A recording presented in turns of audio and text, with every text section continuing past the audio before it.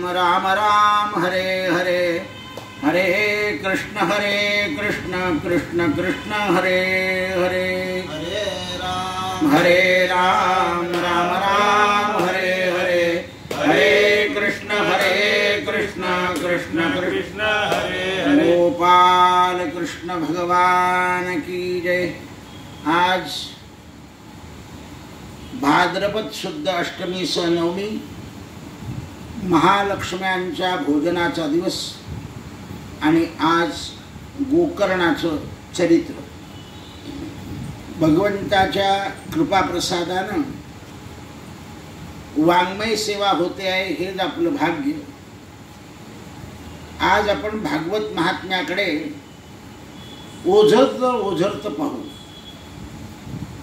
सच्चिदानंद रूपाय विश्वोत्पत्त्यादि Hathaway तापत्रय विनाशाय श्रीकृष्णाय वयं नुमः।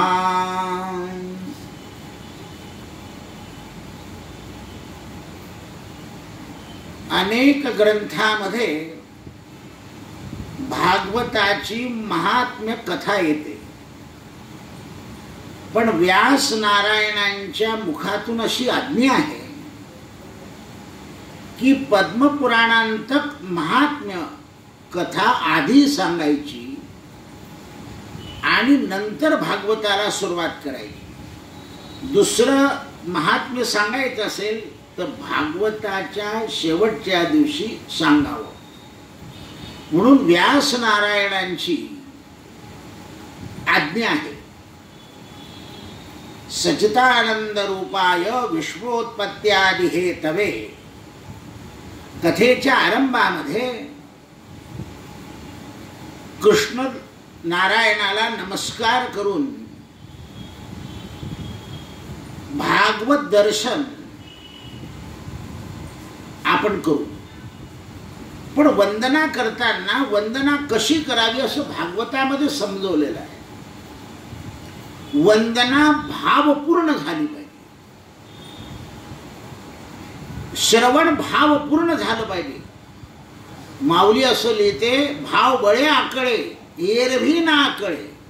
समर्थ लिहितात, मना पावना भावना राघवाची। मग भाव हा आपल्याला मिळवता आला पाहिजे, मिळाला तर टिकवता आला पाहिजे। चंचल बुद्धीमुळं भाव जास्त वेळ टिकत नाही। तस्मात भावो ही कारणम। हे जग सगळं जे आहे ते भावाच्या बलानं उभं आहे। म्हणून आरंभामध्ये भगवान बालकृष्णांच्या चरणावर वंदन करून, बालकृष्ण चरणी लक्ष लागो रे, राजा राम चरणी लक्ष लागो। सद्गुरूच्या चरणावर वंदन करून आपण भागवताच्या महात्म्याला आरंभ करू। आपण जीव आहोत, जीवाची शक्ती अल्प आहे आणि बुद्धी सुद्धा अल्प आहे। शक्ती आणि बुद्धी अल्प आहे म्हणून व्यासांनी श्रीमद भागवत हे मानवाकरता कलियुगाकरता ठेवलं। वैष्णव लोक जे आहे ते भगवंताचं चरित्र प्रधान मानतात आणि प्रधान मानल्यानंतर भगवंताला वारंवार वंदन करतात, श्रीकृष्णाय वयं नमः। कारण का, तर भगवंताच्या कथेवर प्रेम भगवंताच्या कृपेनं बसतं। आज सकाळचा दृष्टांत सांगतो तुम्हाला। एक श्रीमंत ग्रस्त आले, त्यांनी मनोकामना ग्रंथ वाटायचं ठरवलं किंवा मला वाटायचं आहे। त्यावेळेला एक भगवत भक्त आला की उद्या भागवत आहे किंवा नाही, आणि खरोखर तो प्रेमळ भक्त आहे, मला माहिती आहे। त्याला भागवत नाही असं ऐकल्याबरोबर खूप उदास वाटलं। या श्रीमंत व्यक्तीनं एक मनोकामना पूर्ण करणारा हरी त्याच्या हातात दिला आणि मला खूप आनंद झाला। मी मोठ्याने टाळी वाजवली। परमात्मा तू किती जीवावर कृपा करतो, त्या ग्रस्ताला कथा ऐकायची होती, त्याला कथा नाही मिळाली तर त्याला ग्रंथ देतो. बरं वाटणारा म्हणे, जो वाचणारा आहे ना त्यालाच मला द्यायचं. म्हटलं तुमच्याकडे 2 वर्षापासून तुम्ही किती वेळा वाचलं? लगेच मी त्या श्रीमंत माणसाला विचारलं, ते 1 नाही 2 नाही. पैसा वाटून देईल तुम्हाला, तुम्ही दान देऊन टाकाल, पण तुम्ही त्याच्यात रमाल घेवा. गोविंद लभते रतिम, त्याच्यामध्ये रमलं पाहिजे. आता किती सोपं आहे तुम्हाला, तुमच्या हातात मनोकामना आणणे आहे. त्याने सांगितलं की दादा म्हणे मी आता हा ग्रंथ 7 दिवस वाचतच राहील. मनोकामना 35 अध्याय, एक अध्याय त्याला म्हटलं रामापाशी बसून वाच, गदगदून गेला आणि मला 130 रुपये द्यायला आला. म्हटलं बा त्या श्रीमंत माणसाचे पैसे मी कशाला घेऊ, तू तुझा वाच. त्याला ते पैसे ठेवताना मोठं दुःख झालं. तुला म्हटलं रामाने हा ग्रंथ प्रसाद दिलाय, आत्मसात कर. भाव असेल तेथे देव, भाव तेथे देव, भाव तेथे माता, भाव तेथे पिता, भाव तेथे बंधू, भाव तेथे गाव, भाव तेथे देव, भाव तेथे देश. भाव जर नसेल तर काही नसेल. म्हणून सनातन धर्मात धर्मशक्ती वाढवायला सांगितली आहे. आणि जशी धर्मशक्ती वाढते तशी भक्ती वाढते. ज्ञानानं तरी एखाद्या वेळा अहंकार येऊ शकतो, पण भक्ती मात्र अहंकार पचवू शकते. भक्तीमध्ये विशिष्ट शक्ती आहे. ज्याच्या हृदयामध्ये दया वास्तव्य करते, दया धर्म का मूल है, दया बिना सब भूल है. म्हणून शक्तीला विशिष्ट शब्द आहे. ब्रह्मशक्ती, संत लोकांजवळ ब्रह्मशक्ती आहे. शक्ती विना परमात्मा सुद्धा अपुरे आहे. राधा बिना कृष्ण, शिव बिना शक्ती, राम बिना सीता, सीता बिना राम. म्हणून जगताचे आधार श्रीकृष्ण आहे, परमात्म्याचे आधार शक्ती आहे. शक्ती हे भक्ती आहे. भागवतामध्ये वर्णन येतं, परमात्माला केव्हा केव्हा क्रोध येतो, पण आईसाहेब सीता, आईसाहेब पार्वती ह्या मोठ्या भगवंतापेक्षा सुद्धा दयाळू आहे. भगवंताने ज्या ज्या वेळेला क्रोध केला त्या त्या वेळेला या शक्तींनी भगवंताचा क्रोध आवरायला सांगितला. दया म्हणजेच राधा, आल्हाददायिनी शक्ती म्हणजेच राधा. म्हणून मायेला लोक विरोध करतात, पण सकाळी सांगितलं मायेला जर आई मानलं तर माया आपला सांभाळ करते. म्हणून कथेमध्ये प्रेम येण्याकरता, भागवताच्या कथेमध्ये तुम्हाला प्रेम यावं असं जर वाटत असेल तर भगवंताचा जय जयकार करायला सांगितलं आहे. प्रेमानं भगवंताचा जय जयकार करा, म्हणजे तुमची हार होणार नाही. म्हणजे तुमच्या मनामध्ये कथा श्रवण करताना विचार येणार नाही. तुम्ही हार नाही खाणार. हे विचार काय करतात, माणसाला चलबिचल करून टाकतात. मी परवाही सांगितलं की तुम्ही एकाग्र मनानं, तुम्हाला मोबाईलवर जरी ऐकायला मिळतंय तरी शांत वेळ घेऊन ऐका. तुम्ही काय करता, आपलं काम करता करता दोन्ही करतो. पुढे मी महात्मा गांधी सारखं मेथीची भाजी निवडतो आणि सरदार वल्लभभाई पटेलशी चर्चा करतो. पटेल म्हणे नाही, एकाग्रता आली पाहिजे. भक्ती ही एकाग्रता साधण्याकरता आहे.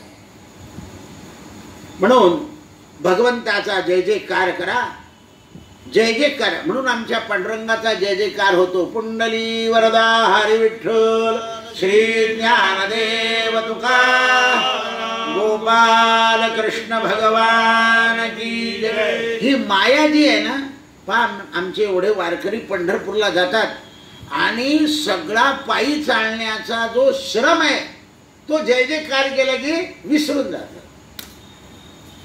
काय मिळतं तर फक्त कळसाचं दर्शन, झाली पंढरीची वारी, श्रम परिहार झाला. म्हणून भगवंताचा जय जयकार करा. घरात सकाळ संध्याकाळ आरती करत असाल ना, देवाचा जय जयकार करा. जसा गणपतीच्या आरत्यात गणपती बाप्पा मोरया, तसं आपल्या घरामध्ये गजाननाचा, गोपालकृष्णाचा, आपल्या कुलस्वामिनीचा रोज जय जयकार करा. अंबा माता की जय. अंबा मातेचं नाव घेतल्यावर केवढ्या जोरात बोलले तुम्ही.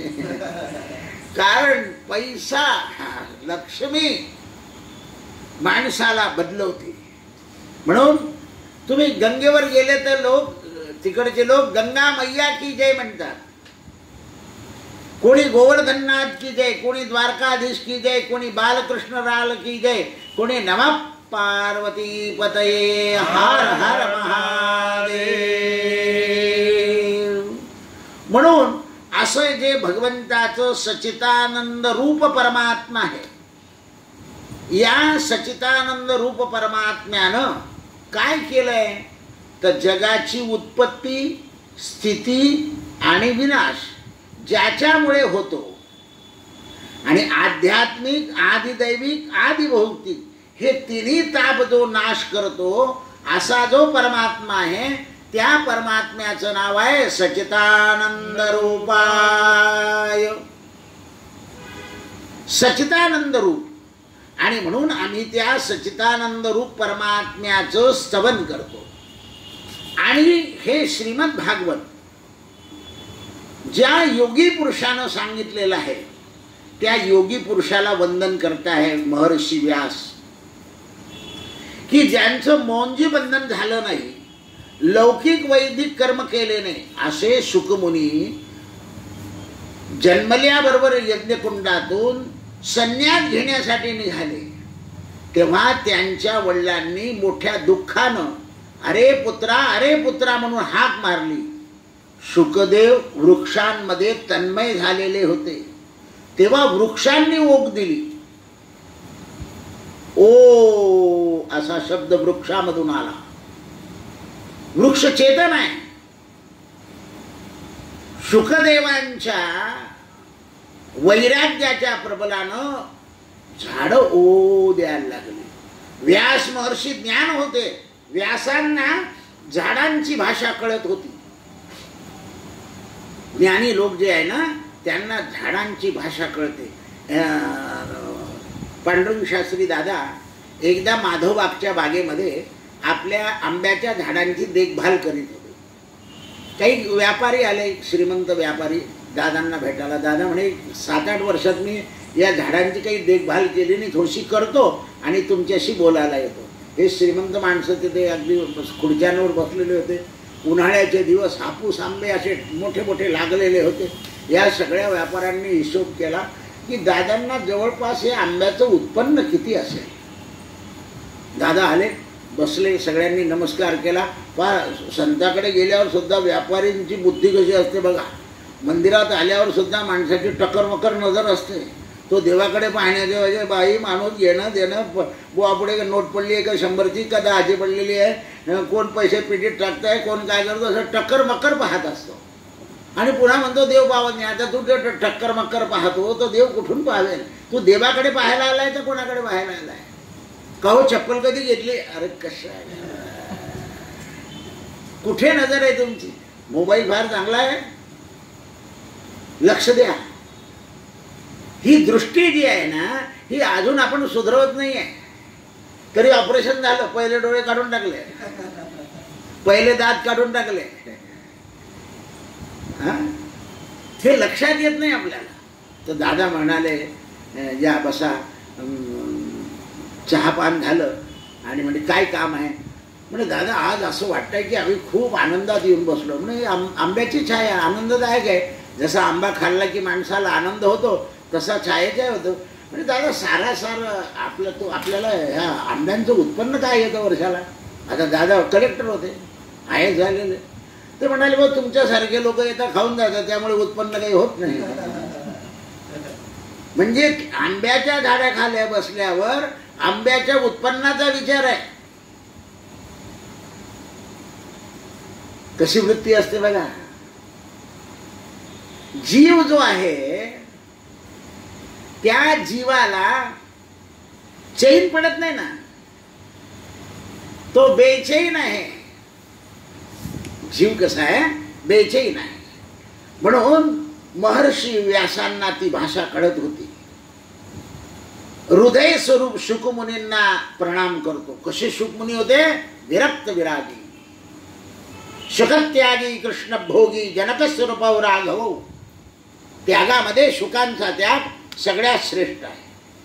आणि भगवंताच्या कथामृत कुशल असणारे शौनक नैमिषारण्यावर आसनावर बसले असताना सूतांना नमस्कार करताय. हे नैमिषारण्याच्या अरण्यामध्ये भागवताची कथा सुरू होते आहे. आणि या नैमिषा नावाचं अरण्य ब्रह्मदेवानं निर्माण केलं. आपलं मनोमय चक्र भेटलं. ब्रह्मदेवाला यज्ञ करायचा होता. जिथे मनोमय चक्र थांबलं, म्हणून तिथे मनोमय चक्र आहे, त्याच्या स्नान करायचं असतं. आणि तिथे यज्ञ केला ब्रह्मदेवाने आणि तिथे ब्रह्मसूत सत्र सुरू झालं. नैमिषारण्य म्हणजे जिथे मनाचं मीश जातं ते नैमिषारण्य. सत्यनारायणाची पोथी सुद्धा एकदा नैमिषारण्य. आता आपण सुद्धा जी कथा करतोय ना आज, ही दंडकारण्यात करतोय. एकूण आपल्या भारतामध्ये 7 अरण्य, नैमिषारण्य, चंपकारण्य, कामारण्य, दंडकारण्य, अभयारण्य, चंपारण्य, बद्रीनारायणाचं अरण्य, एकूण 7 अरण्य आहे. अरण्यामध्ये आता या मानवाने काय केलं, अरण्यामध्ये सुद्धा घर बांधून टाकले. त्यामुळे उत्तरांचलच्या बिल्डिंगा खाली येऊन गेल्या. डेहराडून असं आहे ते. ही लक्षणं कळाली पाहिजे. आम्ही द्वारकेला कथा करीत होतो आणि त्यावेळा उत्तरांचलाचे लोक आलेले होते. आम्ही द्वारकाधीशाच्या मंदिरात बसलेलो होतो. आम्ही त्यांना अशी कथा सांगत होतो त्यांच्या बद्रीनारायणाच्या कथे. ते म्हणे आम्ही तिकडे राहतो पण ही कथा तर आम्हाला माहिती नाही. कारण ज्ञानार्जनाकरता ऋषीमुनी तिथे जातात. ऋषीमुनी काही खेड्यातल्या लोकांकडे कशाला जातील. या लोकांनी ऋषीजवळ जायला पाहिजे. त्यांचं जीवनमूल्य जे आहे ना ते प्रापंचिक आहे. त्या लोकांचं यात्रा भरते त्याच्यावर फक्त उदरनिर्वाह करतात ते. त्यामुळे त्यांना तिथलं ज्ञान नाही आहे. कारण ज्ञान सत्र असल्याशिवाय भूमीचं ज्ञान होत नाही. म्हणून नैमिषारण्य भूमी अशी आहे की तिथे सगळे ऋषी लोक जमतात आणि संपूर्ण भारताच्या भूमीचं ज्ञान संपादन करतात. शौनकादिक ऋषींनी सूतांना नमस्कार करा. सूत हे ज्ञानाचे मोठे व्यक्ती आहेत. त्यांना व्यासांनी कृपा करून ज्ञान दृष्टी प्रकट करून दिली आहे. ज्ञान ज्योत लावून दिलेली आहे. आणि हे सूतांना नमस्कार करून शौनकादिक म्हणतात, महाराज भक्ती ज्ञान विरागो प्राप्तो विवेके वर्धते महान माया मोह निरश्चैव वैष्णवम क्रियते कथम. महाराज आम्हाला भक्ती ज्ञान आणि वैराग्य याच्या द्वाराप्रमाणे होणारा जो विवेक आहे. वैष्णव लोक मायेपासून मुक्त होतात तो विवेक आम्हाला द्या. शंकराचार्यांनी विवेक चूडामणी नावाचं स्वतंत्र ग्रंथ लिहिलेला आहे. विवेक कशाने प्राप्त होतो, भक्ती ज्ञान आणि वैराग्य. मग हे भक्ती ज्ञान वैराग्य कलियुगामध्ये लोप पावलेला आहे. इहे घोरे कलो प्रायाम. हा कलियुग कसा आहे, घोर आहे, प्राय आहे. क्लेशक्रांतस्य तथैव शोधिने किं परायणम. क्लेशक्रांत आहे. पहा तुम्ही आता किती क्लेशक्रांत आहे. सगळं मनस्ताप आहे लोकांना. काय होईल काय होईल. कोणी काही सांगताय, कोणी काही सांगताय. आतापर्यंत म्हणता काढे घ्या. आता म्हणे काढे घेतल्यावर ॲसिडिटी वाढेल, मूळ व्याध होईल, काढे घेऊ नका. 4 महिने लोकांना लंब घातलं. काय म्हणजे आयुर्वेदाने लुटलं, होमिओपॅथीने लुटलं, ॲलोपॅथीने लुटलं. लोक वरांड्या पाट्यासारखे रगडले जात आहे. कोणालाच काही. मग अशा वेळेला लोक देवाला नाही हाक मारणार तर कोणाला हाक मारतील. म्हणून गजानन महाराज नेहमी म्हणतात, धाव रे राम राया किती अंत पाहासी, प्राणांती प्राण मांडियेला नई करुणा कैची, धाव रे राम राया. अहो द्रौपदीने सुद्धा असाच धावा केला. अरे किती वाट पाहतो लावतो, तेव्हा हा धावला. तुम्ही सुद्धा या दुःख निवारण होण्याकरता घरात देवाचा धावा करा. अनुदिनानुतापे तापलो राम राया, परमदिन दयाळा निरसी मोह माया, अचपळ मन माझे नावरे आवरिता, तुझ विणशिण होतो धावरे धावाता. त्याला हात मारा. म्हणून महाराज या घोर कलियुगामध्ये त्रिविध तापाने तापलेल्या लोकांना काहीतरी आपण उपाय सांगा. कारण कृष्ण प्राप्तिकरम, भगवंताची प्राप्ती होईल असा काही चिंतामणी मणी आम्हाला द्या.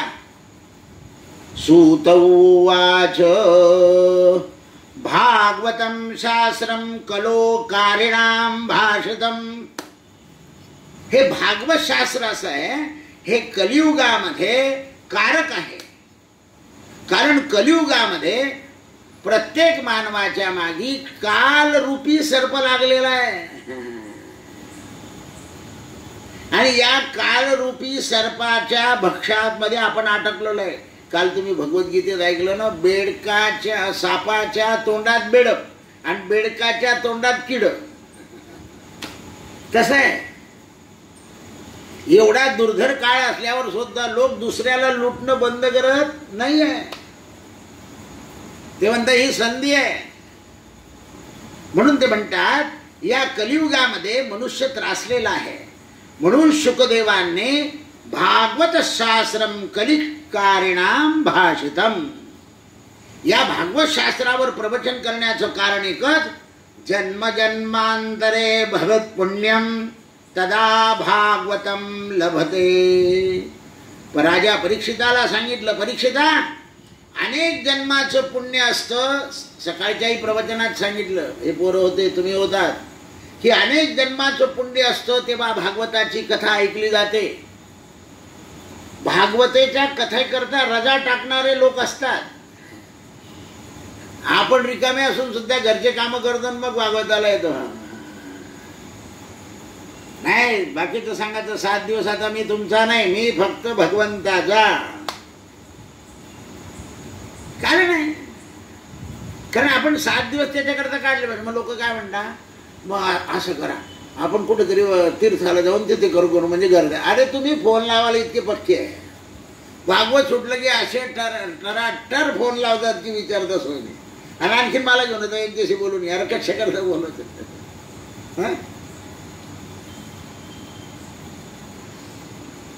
मनुष्य जे आहे ना तो निवांत राहूच शकत नाही. आणि घरचे लोक जे असतात ना, यांनाही असं वाटत नाही गेले ना आता यांना काही व्याप नाही द्यायचा. हे लक्षात ठेवलं पाहिजे. त्यांना आपल्याबद्दल काही प्रेम नसतं. उलट हे 8 दिवस गेले आपलं आपलं मोकळं करून या, आईला बोलून या माझ्या. ते त्यांची संधी साधतात आणि आपण आपली संधी पाहत नाही. केवढं दुर्भाग्य आहे बघा. म्हणून ते म्हणतात,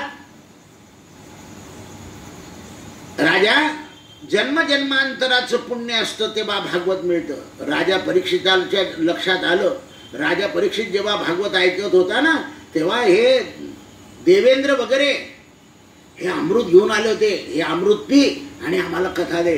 सुखदेव राजा परीक्षित म्हणाला, मला माझ्या गुरुला विचारावं. सुखदेव म्हणे, न देऊ नको, अभक्तानाम न दातव्यम. यांना भगवंताच्या चरित्राचा अधिकार नाही आहे, कारण हे मध्ये आहे. नाही देऊ दिलं. ब्रह्मदेवाला जेव्हा कळालं की अरे दिलं नाही, भागवती वार्ता सुराणा अपि दुर्लभा, देवांना दुर्लभ आहे. तेव्हा ब्रह्मदेवानं एका पारड्यामध्ये भागवत ठेवलं आणि एका पारड्यामध्ये सगळं ब्रह्मज्ञान ठेवलं. भागवत तोललं गेलेलं नाही. म्हणून भागवतावर सुवर्ण वाहण्याची पद्धत काय माहिती का तुम्हाला? सगळ्या धातूंमध्ये सगळ्यामध्ये महत्व कशाला आहे? सोन्याला. म्हणून भागवतावर सोनं व्हायचंय. आपण काय करतो, कागदाला लावलेला असा सोनांतन त्याचा सिंह फेकतो, तो फुलामध्ये चालला जातो, ना बुवाला ना कोणाला. सोन्याला जे सोन्याचा सिंहासनावर द्यायचं आहे असं त्याचा अर्थ आहे. सोन्याचा सिंहासनावर द्यायचं आहे, भागवताला बसवायचं तिथे. अशी ही दुर्वा भगवंताच्या ब्रह्मदेवाच्या तुलनेमध्ये भागवताचं पारड जड भरलं. शौनक ऋषींनी सांगितलं, महाराज तुम्ही आम्हाला हे ज्ञान तर सांगताय, पण संसार पासातून मुक्त होण्याकरता नित्य संचार करणारे नारद आणि सनत सनानंदांची भेट झाली अशी आम्ही कथा ऐकलेली आहे. तर आम्हाला ती कथा सांगा. ते म्हणतात, सूत उवाच शुकेन ममप्यप्रवृत्तं शिष्येन विचार्यताम्. सूत म्हणतात, शुकदेवांनी मला एकनिष्ठ शिष्य समजून जे भक्तिपूर्वक कथानक एकांतामध्ये सांगितलं तेच मी तुम्हाला सांगतो. शुकदेवांनी ज्याप्रमाणे राजा परीक्षिताला सांगितलं त्यावेळेला हे सूत सुद्धा तिथे बसलेले होते. त्यांच्याकडे बोट दाखवून हा एकनिष्ठ आहे, व्यासांनी याच्यावर कृपा केली आहे म्हणून सांगता सांगता मला समजावून सांगत होते. श्रोते खूप असतात, पण एखाद्या श्रोत्यावर असं लक्ष ठेवून वक्ता बोलत असतो. त्या श्रोत्याला जर राग येत असेल तर मग सोडून देतो वक्ता, कारण त्याच्या जीवनामध्ये ते उतरावं याच्याकरता त्याच्याकडे पाहून बोलतो. तर एकदा काय झालं, सत्संगार्थ समायातां देवऋषी नारद विशाल क्षेत्रामध्ये सत्संगा करता गेले. बद्रीनारायणकडे कसे काय जायला, हरिद्वार सत्संग करण्याकरता. त्या ठिकाणी 4 ऋषी बसलेले होते, सनक सनानंद सनत कुमार. तर जेव्हा नारद सत्संगासाठी बसले तेव्हा सनक सनानंदांनी नारदाकडे पाहिलं तर नारदाचा चेहरा सत्संगात बसल्यावर उदास होता. कसे बसायला पाहिजे, फ्रेश. चहा पिऊन सुद्धा फ्रेश होत नाही लोक.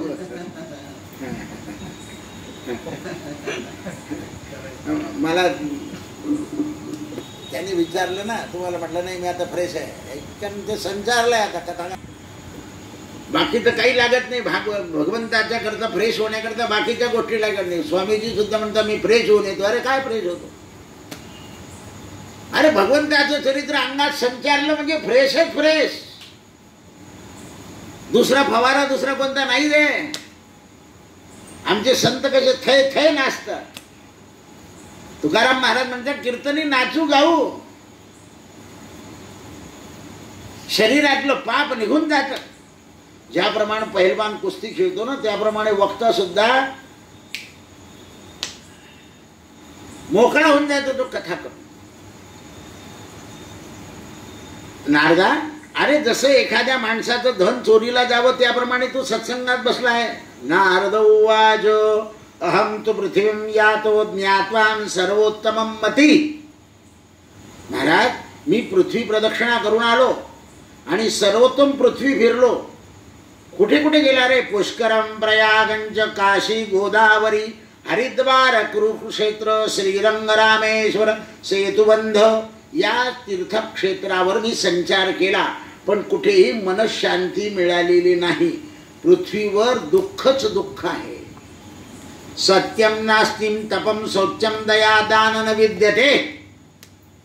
बाजार झालाय, कुठे सत्य नाही, कुठे तप नाही, कुठे शौच नाही, कुठे दया नाही. मी असं वाचलं होतं की एकदा काशीला काशी विश्वनाथाच्या दरबारात भागवत केल्यानंतर मनुष्याच्या भागवत कथेची तृप्ती होती. आणि खरोखर आम्ही काशीला गेल्यानंतर मला पुन्हा काही कथा कोणी बळजबरी 1-1.5 वर्ष मी काही लक्षच दिलं नव्हतं. मला सगळं काय तुम्हाला आता काय म्हटलं नाही, भोलेनाथ फक्त एकच इच्छा आहे की त्याला एकदा रामायण सांगून यायचं आहे भोलेनाथाला. जशी कथा झाली भागवताची तसं रामायण शंकराला अत्यंत प्रिय आहे.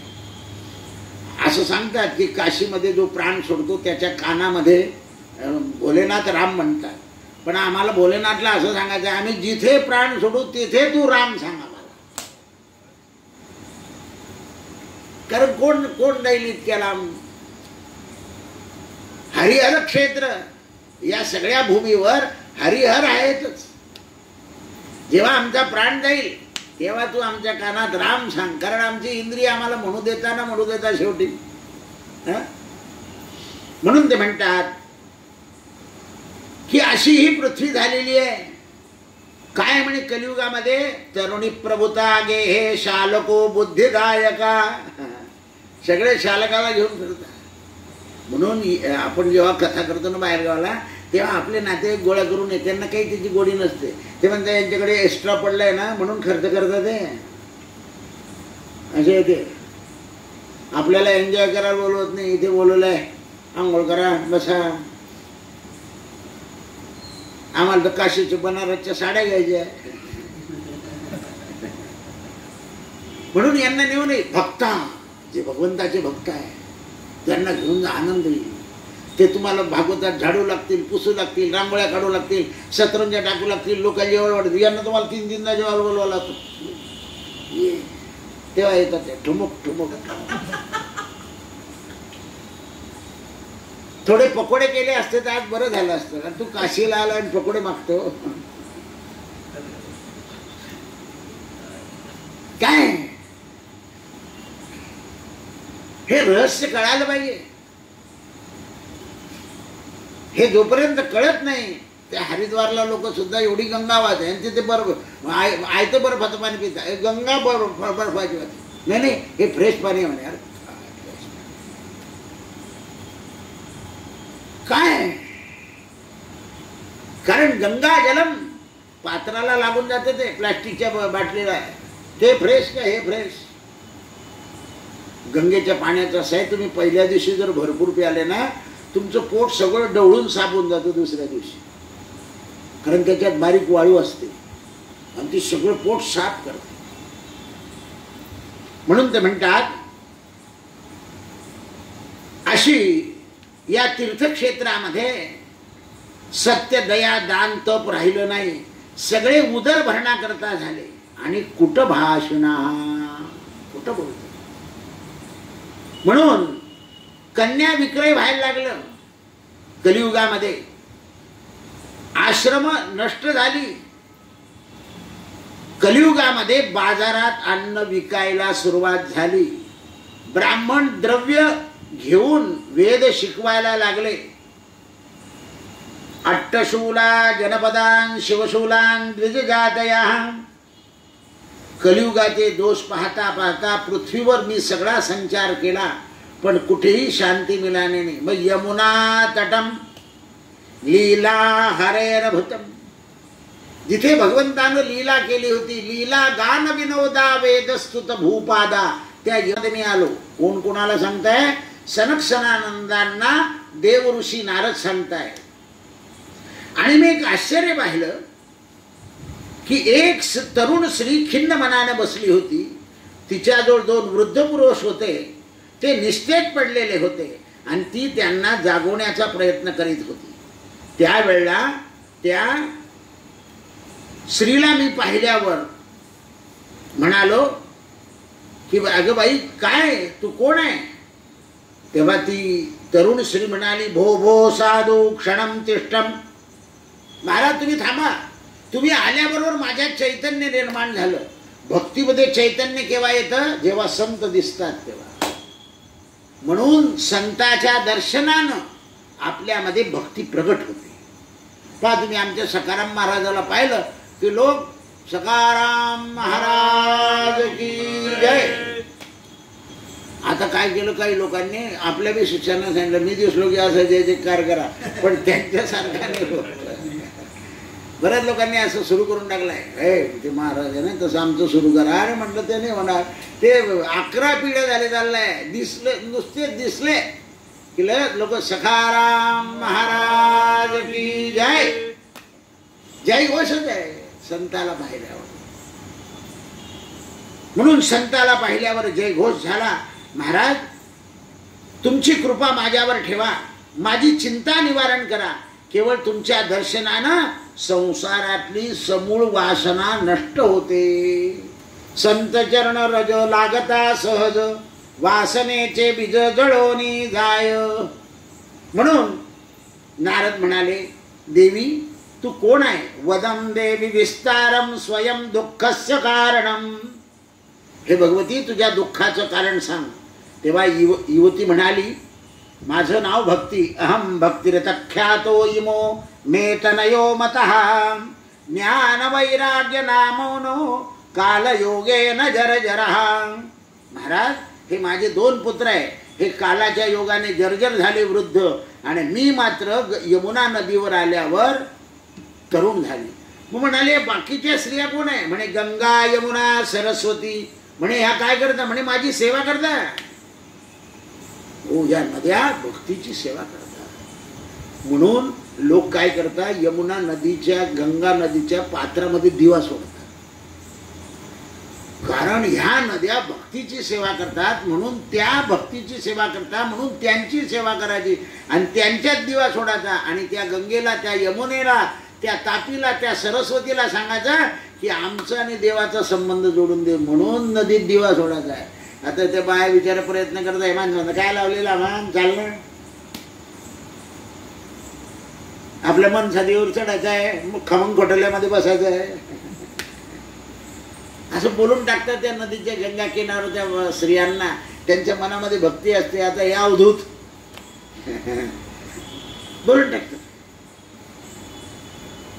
लक्षात ठेवलं पाहिजे. का दिवे सोडायचे? कारण आहेत त्याला. आता गेले तर बोलू नका बरं, पण लक्षात राहील तेव्हा. कारण आपलं ऐकून सवरून सगळं मुसळ केरातच जातं आपलं.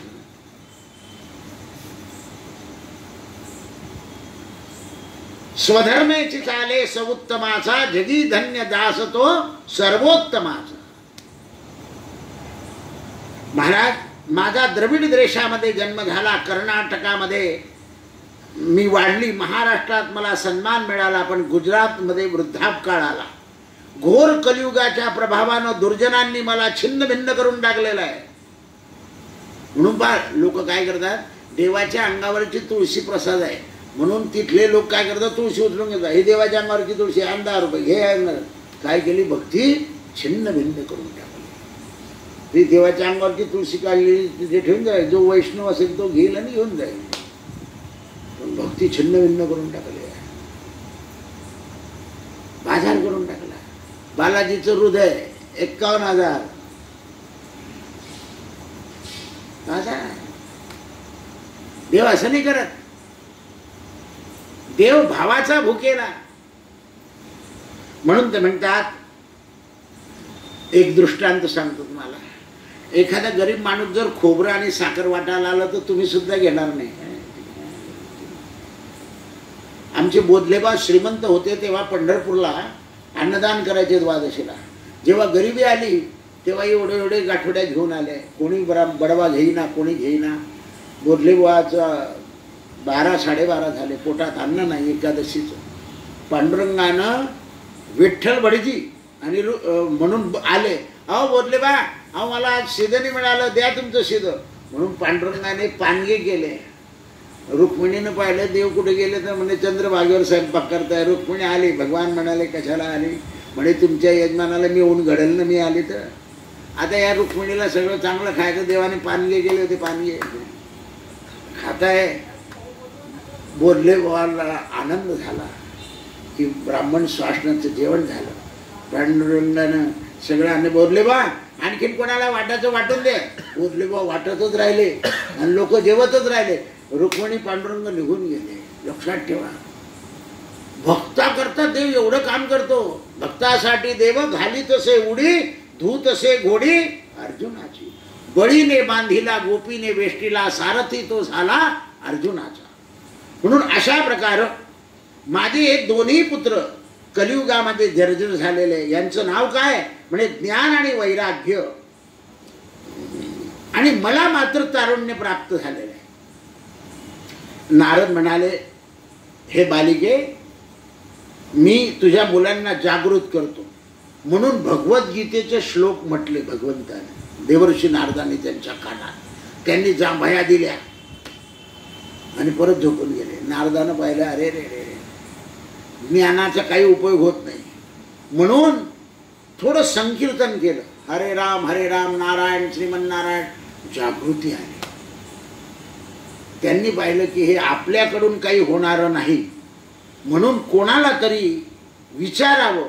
एवढं विचारण्याकरता मी तुमच्याकडे आलो आहे असं नारदांनी सनक सनानंदांना सांगितलं. सनक सनानंदांनी बद्रीनारायणाच्या आश्रमामध्ये सांगितलं की नारदा, इथे भागवताची कथा नाही करता येणार, आपल्याला खाली जावं. लक्षात ठेवा, अन्य ठिकाणी कथा करू नये, श्रोत्यांना जायला त्रास होईल असं नाही. हल्ली काय लोकांनी आम्ही बद्रीनारायणला करतो, 52,000 रुपये तिकीट, म्हणजे पैसाच पैसा. सर्वसाधारण माणसाला सहज येता आलं पाहिजे आणि सहज बसता आलं पाहिजे, म्हणून हरिद्वारला कथा केली सनक सनानंदाने. मागच्या वेळेस आपण गेलो ना, तर तिथेच कथा करून आलो, ब्रह्मसत्राच्या ठिकाणी. म्हणून त्यावेळेस नारदांनी सांगितलं की आपल्याला कथा करायची आहे, तर म्हणाले हरिद्वारला जावं लागेल आपल्याला, आणि हरिद्वारला आपण कथा करू. म्हणून भक्तीचं दुःख दूर करण्याकरता नारद प्रयत्न करताय. लक्ष द्या, भक्तीला काय झालंय? दुःख झालंय. आजही भक्ती कशी आहे? दुःखी आहे. हे आपण जी पाहतो ना देव मंदिरामध्ये, ही लौकिक भक्ती आहे. सख्या भावाला हिस्सा देत नाही, मोठा काकडा करतो तो, भक्तीची या पोटी बोध काकडा ज्योती, आणि मंदिराचा ट्रस्टी, आणि सगळे कागद त्याच्यातूनच खरेदी करतो. असं आहे ते. मोठ्या मोठ्या संस्थांकडे जाऊन पहा तुम्ही काय चालतं ते. आणि आपलं असं आहे, ज्या मंदिरात गरज आहे ना तिथे पैसे टाकायचा पाहिजे, जिथे गरज नाही तिथे जास्ती पैसे टाकतो. त्याचा विनियोग चांगला नाही होत. म्हणून भगवंतानी नारदा त्या बालिकेला सांगितलं की बघ, श्रीकृष्ण चरणांभोजम स्मरम दुःखम गमिष्यन्ति. हे बालिके, श्रीकृष्णाच्या चरणाचं स्मरण केलं की दुःख जाईल.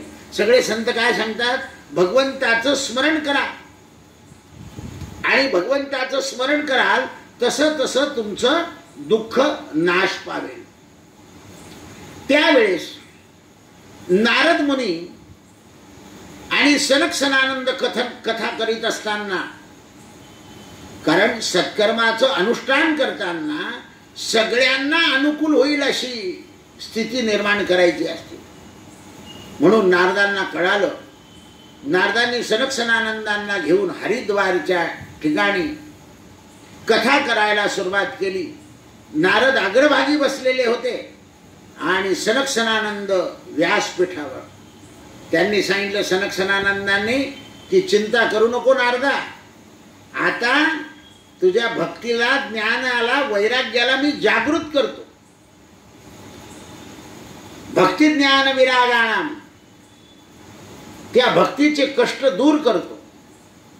वेदांताचं पठन आणि गीता पठन करून सुद्धा जे वैराग्य आणि भक्ती ज्ञान जागृत होत नाही, ते भागवत कथेनं निर्माण होतं. वेद उपनिषद सारगता भागवती कथा. वेद उपनिषद याचा सार म्हणजे भागवताची कथा आहे. जसा ज्याप्रमाणे झाडामध्ये रस बुंद्यापासून फांद्यापर्यंत जातो, त्याप्रमाणे भागवताची कथा हृदयामध्ये जाते, स्नायूमध्ये, नसानसांमध्ये भरते. आणि म्हणून यांनी भक्तीचं कष्ट दूर होण्याकरता ज्ञानयज्ञं करिष्यामि, ज्ञानयज्ञ, भागवत ज्ञान विरागाणां स्थापनार्थाय प्रयत्नता. भक्ती ज्ञान वैराग्य स्थापण्याचे प्रयत्न सुरू झाले. सनत कुमारांनी भागवत कथा सांगायला सुरुवात केली. त्यावेळा जागोजागी शब्द बाहेर पडले की सनक सनानंद कथा करताय.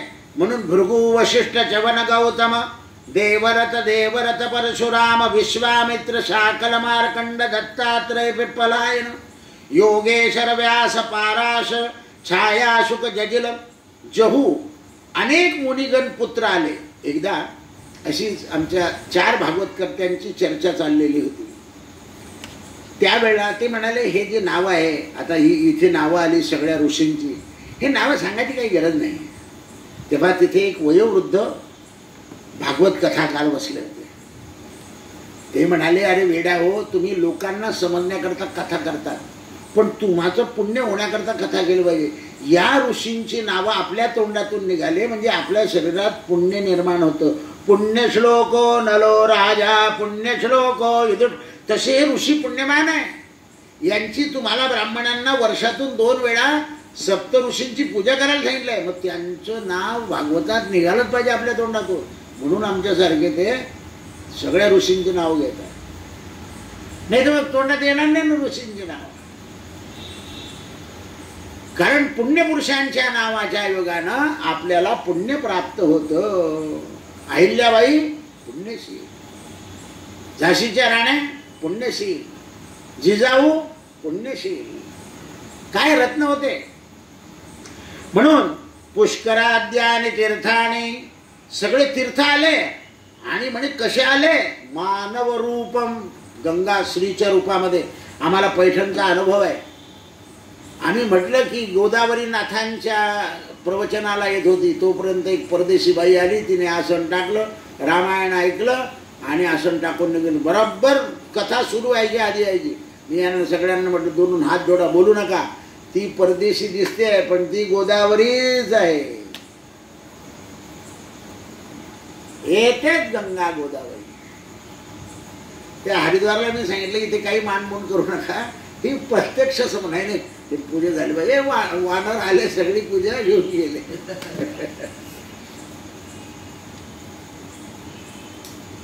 समर्थांनी जेव्हा आपल्या आईला भागवत सांगितलं तेव्हा आईला चौरंगावर, या जळगाव शहरामध्ये सुद्धा सप्तशृंग गडावरचा एक वक्ता आला होता. तो व्यासपीठावर आईला बसवायचा बळराम पेठेत ब्राह्मणवाडीत, आणि खाली बसून कथा सांगायचा आईला, मग लोक ऐकायचे. जगात रत्न आहे, पृथ्वी नाना रत्नाने वसुंधरा. आपल्या नशिबी गारगोटे आहे, त्याला काय इलाज आहे. नाना रत्नाने वसुंधरा. म्हणून ते म्हणतात, सूत म्हणाले, सर्वजण एकाग्र चित्ताने कथा ऐकत होते आणि भागवताचं महात्म्य स्पष्ट सांगत होते. कोण? सनक. यस्य श्रवण मातेन मुक्ती करतले स्थितः. काय सांगाय सनक सनानंद? भागवताचं श्रवण केल्यावर हातात मुक्ती आहेच. आपण कलियुगात मुक्ती काही देत नाही, पण नुक्ती देतो, म्हणजे बुंदी. भागवत झालं की बुंदी वाटतं लोक. म्हणून याच्या श्रवणानं मुक्ती मिळते. सदा सेव्या श्रीमद भागवती कथा, यस्य श्रवण मात्रेण हरिचित्तम समाश्रयेत. आपल्या चित्तामध्ये भगवंत वास्तव्य करतो, हृदयामध्ये विराजमान होतो कथेच्या श्रवणानं. या ग्रंथाचे 18,000 श्लोक आहे.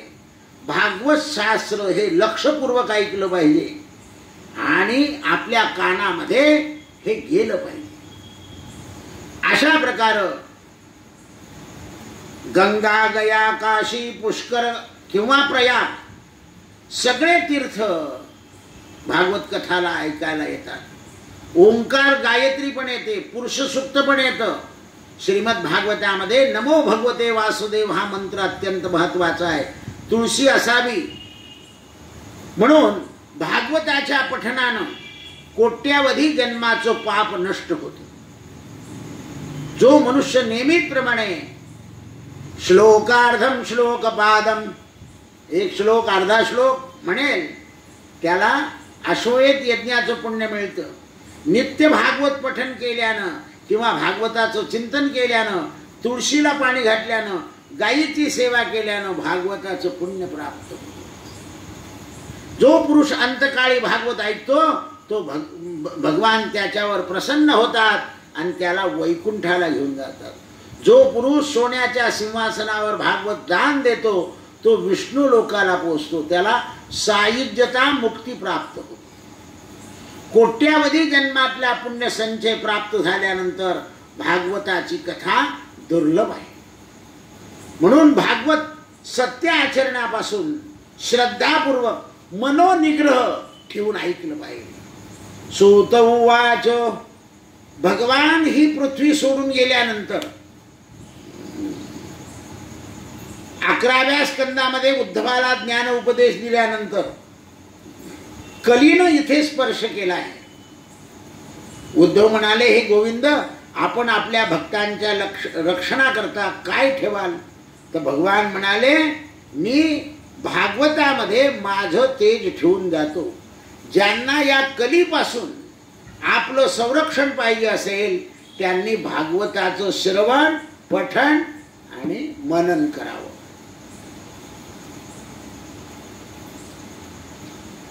आणि श्रीकृष्ण गोविंद हरे मुरारे हे नाथ नारायण वासुदेव या मंत्राचा जप करावा. अशी कथा सनक सनानंद सांगत असताना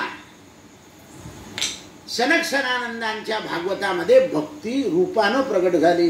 भक्ती माता की जय. भक्ती प्रगट झाली आणि नारदांना आनंद झाला. नारदांनी भक्तीचं कष्ट दूर केलं. पहा कसं प्रेम सांगितलेलं आहे. आणि त्यावेळेस सनत कुमार म्हणाले, नारदा, हे बघ, आता हे भागवत भक्तांनीच ऐकावं असं नाही. कोणी अनाचारी, पापाचारी, दुराचारी असेल त्याने ऐकलं तरी चालतं. म्हणजे कसं, जो सत्यापासून परावृत्त झाला आहे, जो मातापितांची निंदा करतो, जो कामनाग्रस्त झाला आहे, जो आश्रमाचं पालन करत नाही, जो मद्यपी आहे, ब्रह्महत्यारा आहे, सुवर्ण चोरणारा आहे, अविचारी आहे, अशा कलियुगात मध्ये सुद्धा जो मनुष्य ऐकेल तो उद्धरून जाईल. लोकांची निंदा करणारा, त्यावेळेस नारदाने विचारलं, महाराज, मग एखादा अशी घटना घडून गेली आहे का? तर म्हणाले, तुंगभद्रा तटे, तुंगभद्रा नदीच्या तीरावर एक उत्तम शहर वसलेलं होतं. तिथे सर्व वर्णाचे लोक राहत होते. श्रौत स्मार्थ कर्म करणारा एक आत्मदेव नावाचा ब्राह्मण होता. जगात दुसरा सूर्यच. पण धनवान असून पौरोहित्य करत असे. त्याची पत्नी मात्र धुंदुली. कारण हे मोठं कठीण आहे जोडपं येणं. पूर्वदत्तेषु या विद्या पूर्वदत्तेषु या भार्या पूर्वदत्तेषु यद धन अग्रे अग्रे धावती. मागच्या जन्माचं पुण्य असेल तर व्यवस्थित पत्नी मिळते, नाही तर डोकं उठाड. तिच्याही कपाळाला कायम सुंठ लावलेली ना आपल्याही कपाळाला गुलाल लावलेला. डोकंच दुखतं, डोकंच दुखतं, डोकंच दुखतं. खटाटोपो भयंकर. म्हणून हिचं नाव होतं धुंदुली. आता आत्मदेव, आत्मा, धुंदुली म्हणजे बुद्धी. याची लोक निंदा करायची, कारण याला संतती नव्हती, म्हणून याला फार अपमान वाटायचा. एक दिवशी याने संतती प्राप्ती करता खूप प्रयत्न केले. शेवटी गंगा नदीवर जाऊन आपला देहत्याग करायचं ठरवलं. तिथे एक यती बसलेले होते. त्या यतीनं विचारलं, का रे, तुला जगता येत नाही तर काय मरतं कसं काय येईल? आधी जगावं लागतं मग मरावं लागतं. म्हणे, महाराज काय करू, तर्पणा करता माझ्याकडे कोणी वंश नाही आहे. देवता ब्राह्मण यांना दान प्रसन्न करण्याकरता माझ्या वंशामध्ये कोणी नाही आहे. माझ्या घरी जी गाय आहे ना तिलाही वासरू होत नाही. माझ्या दारापुढे आंब्याचं झाड आहे त्यालाही फळं येत नाही. मी असा दुर्भागी आहे, म्हणून मला देहत्याग करायचा. संन्यासी म्हणाले, अरे सगळं सोडून दे, कर्मगती मोठी प्रबळ असते. विवेकाचा आश्रय घे, प्रारब्धाने जे आहे ते भोग. ब्राह्मण म्हणाला, महाराज विवेक मी लोकांना सांगतो पण मलाच राहिलेला नाही आहे. माझी पत्नी मोठी अट्टाळ आहे. याने पाहिलं की हा महात्मा इतका जर बलवान आहे तर आपण इथे जर तो थान केलं तर हा प्रसन्न होऊन जाईल. म्हणून याने सांगितलं, महाराज तुम्ही मला संतती देता का तुमच्या पायावर मी डोकं फोडू? महात्मा मला दया आली. कारण हे संत जे असतं ना दयावंत, तुम्ही माय बाप कृपावंत, कायम या पतित म्हणून एक आंब्याचं फळ दिलं, अच्युत फल. म्हणून आपण मुलीच्या साखरपुड्याला फळं घालतो ओटीमध्ये, कारण मुलीला पहिला मुलगा झाला पाहिजे. पण आता हे लोक फॅशनमध्ये फणच घेऊन येतात, काटे असलेलं. आता ते काय झालं, ओटी घ्यायला सासरा चिक्कू घेऊन आला. रसभरीत फळ पाहिजे ओटी घालायला, अच्युतम. आणि सांगितलं बघ तुम्ही दोघांनी हे फळ खायचं, तुम्हाला कथा माहिती आहे, मी जास्त वेळ घालवत नाही. दोघांनी खायचं, तुम्हाला संतती चांगली होईल. पण एकाने जरी लबाडी केली तर वाईट पुत्र निर्माण होईल. अरे बापरे. हा म्हणे महाराज तेच तर मोठं घरी आहे. हा घरी आला आनंदाने, पत्नीला सांगितलं. पत्नी म्हणे आता काय खरं आहे, 5-5-55 होऊन गेले. ठीक आहे, पतीला फसवण्याकरता तिने ते फळ गाईला खाऊ घातलं आणि आपल्या बहिणीला दिवस होते, बरोबर योगायोग केला आणि पुत्राचा जन्म झाला. त्याचं नाव ठेवलं धुंदुक्कार. मॅचिंग. आधीच त्यांचं सेटिंग असतं मुलीच्या सासरच्या लोक माहेरच्या लोकांचं. तुला मुलगा झाला की तिकडूनच सेटिंग येतं सगळं. काय नाव ठेवायचं ते कोण, इकडच्यांचं काहीच किंमत नाही. माझ्या आईला खूप इच्छा होती म्हणे. अरे काय मग त्याच्या आईला काही इच्छा नाही का? सांगण्याचं तात्पर्य असंच की धुंदुक्कार. आणि 6 महिन्यानंतर गाईला मुलगा झाला. पशुच्या शरीरातून मानव, किमया गाय आहे पण कान गाईचा, म्हणून त्याचं नाव ठेवलं गोकर्ण. आता हा सदाचारी ना हा दुराचारी. गोकर्ण काशीत राहिला, हा धुंदुक्कार काशीहून परत आला. बापाशी भानगड केली. शेवटी बापानं सगळं धन सोडलं आणि यात्रेला निघून गेला. धुंदुक्काराने वडिलांना उपदेश केला, भागवताचा दशमस्कंद वाचा आणि शेवटचा काळ घालवा. धुंदुक्कारानं घराचा नाश केला, पिशाच्य योनीमध्ये गेला. गोकर्ण 12 वर्षानंतर घरी आला आणि एका मंदिरात झोपला. कारण जननी आणि जन्मभूमी यांचं दर्शन करायचं असतं. म्हणून हा धुंदुक्कार स्वप्नात गेला. आपलं सगळं कष्ट सांगितले. गोकर्णानं सगळ्या लोकांना विचारलं माझ्या भावाच्या मुक्तीकरता काय करू.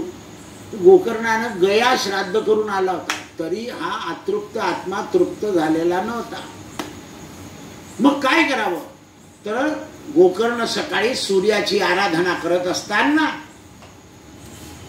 उदित्यंजात वेदसंदेवा वहंत चेतवा अशी त्यावेळा सूर्यनारायणानं याच्या बुद्धीत प्रकाश दिला आणि सांगितलं गोकर्णा तुझ्या भावाकरता श्रीमद भागवताची कथा कर. म्हणून याने गावातल्या विद्वान लोकांना विचारलं. ते म्हणाले कथा केली पाहिजे. म्हणून धुंदुक्कार हा टोकरामध्ये घुसून बसला. पहिल्या दिवशी माझ्या भावाच्या उद्धाराकरता मी कथा करतोय असा संकल्प केला आणि सुरुवात झाली. संध्याकाळी एक गाठ फुटली. 7 दिवसामध्ये टोकराच्या 7 गाठी फुटल्या. आमच्यात एका यजमानाच्या घरी ट्यूबलाईट फुटली, एकाच्या घरी टोकराच्या 7 गाठी फुटल्या. असे अनेक प्रश्न आहेत. एक यजमानाच्या घरी तर मुलगी शेजारच्या स्वप्नात गेली आणि सांगितलं की माझे आई वडील चांगलं भागवत ऐकत नाही आहे, त्यांना नीट ऐकायला सांगा. गेलेली मुलगी, अतृप्त मुलगी. म्हणून अशा प्रकारे धुंदुक्कार प्रेत योनीतून मुक्त झाला. म्हणून याला गोकर्ण कथा आली आहे. कारण कथा करणारा गोकर्ण होता आणि गोकर्णानं आपल्या भावाच्या उद्धाराकरता ही कथा केली आणि आपल्या भावाला प्रेत योनीतून मुक्त केलं. आता याचं तत्वज्ञान सांगतो. आत्मा म्हणजे आत्मदेव, धुंदली म्हणजे बुद्धी आणि अहंकार म्हणजे धुंदुक्कार. गोकर्ण म्हणजे उपासना. आपल्या शरीरामध्ये हा अहंकार जो आहे ना, या अहंकारामुळे आपल्याला दुःख होतं. म्हणून जगद्गुरु तुकोबाराय काय म्हणतात, अहंकाराचा वारा न लागो राजस माझिया विष्णुदासा. हा जो अहंकार, ज्ञानाचा अहंकार, घराचा, संपत्तीचा, कशाचाही अहंकार करतो. मला सगळं समजतं याचा एक अहंकार असतो. मला सगळं समजतं.